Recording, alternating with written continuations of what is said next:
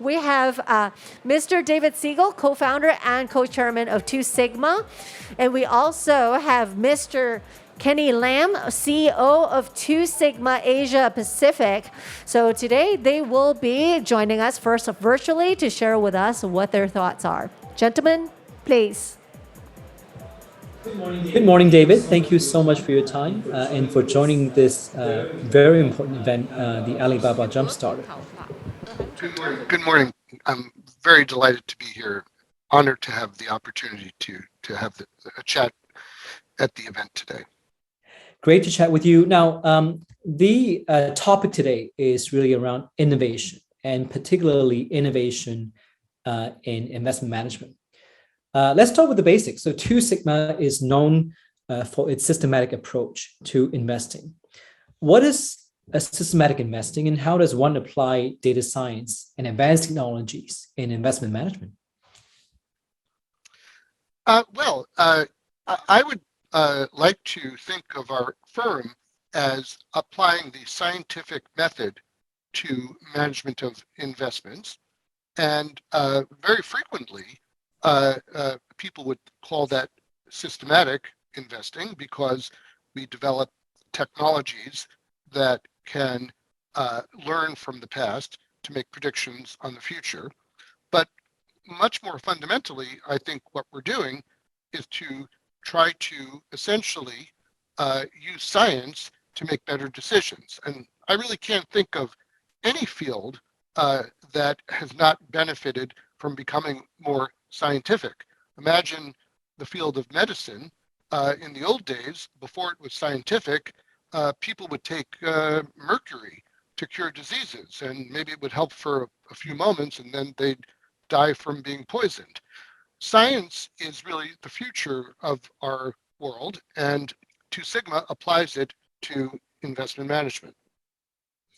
David, that's a great way to have a basic concept of systematic investing. We hear a lot about Two Sigma employing advanced technology, machine learning, AI in the process of investment management. How do you see the roles of humans compared to machines in investment management? One thing that has really advanced in the last couple of decades is the ability to store and analyze vast amounts of data. Today we call this big data. When we founded Two Sigma 21 years ago, that term didn't even exist. The combination of low-cost storage and high-performance computers have essentially allowed the field of data science to advance at exponential rates.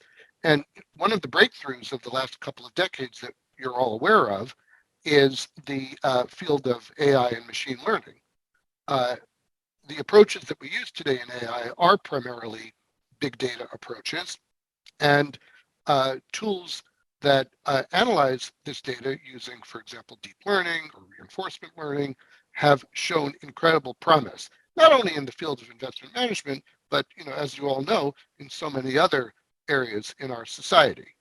And so our approaches are not limited to, but do rely on the ability to collect and analyze massive amounts of data that are related to economic outcomes of companies and of industries. And so the ability to analyze all of this has been turbocharged by essentially artificial intelligence. And do you believe that humans have a role to play given the technologies being so advanced now? One of the, it's a great question. And I think what people should remember is that all of the technologies that have been revolutionizing our society today have been invented by humans. It's still the holy grail to get essentially generalized intelligence, people now call it. Maybe a way to think of that would be AI that invents the next generation of AI. That is well beyond the reach of mankind today. And so what really is occurring is that the nature of work is changing. And so that the kinds of skills that humans need today to create these advanced technologies are different from the skills that people had 20 or 30 years ago. But the role of humans is more important than ever. The need for humans to be creative and to be able to invent these new applications and approaches is absolutely critical. So maybe in 30 years or 50 years, or maybe it'll be 100 years, the AI will be advanced enough that we can all relax and enjoy recreation and leisure. But today we have to actually work. Well, it's a great segue into my last question to you, which is the markets have been really volatile. The macro environment has been really unpredictable. So how does a firm like Two Sigma, which is based on scientific methods, deal with a volatile, uncertain market like what we have now? Yes. Well, so a long time ago, people thought that weather was truly unpredictable, and weather looked random, and weather was just something that you would wake up and you would see what would happen. And as time has marched on, weather no longer seems to be so unpredictable. Actually, we've gotten pretty good at predicting weather for the next week, maybe 2 weeks, sometimes 3 weeks. But the weather, a year from now, on today's date, is still unpredictable. Maybe the general weather patterns are predictable. For example, predictions about climate change are long-term weather predictions in a sense.